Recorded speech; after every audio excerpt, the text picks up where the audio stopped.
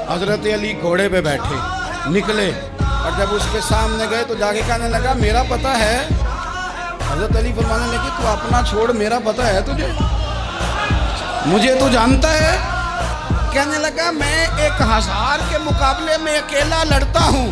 حضرت علی شیر خدا فرمانے لگے پتہ نہیں تو کن سے لڑتا رہا ہے, جانے وہ کون ہے جن سے تو لڑتا رہا ہے, وہ کون 1000 تھے جو تیرے مقابلے میں آتے تھے, پتہ نہیں. تو کہنے لگا میرا نام میری ماں نے عمر بن عبد ود رکھا ہے. فرمایا چھوڑ تو, میری ماں نے میرا نام حیدر رکھا ہے.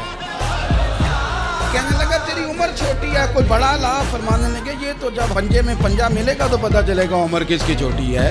ابھی تو کہانیوں سے متاثر کرنا چاہتا ہے, تو چاہتا ہے کہ تو پریشر ڈالے اور میں تیری بات سنوں, تو مقابلے میں آ ڈینگے نہ مار, کہانیاں نہ سنا. دیواریں ہلتی رہتی ہیں اور در کانپ جاتا ہے.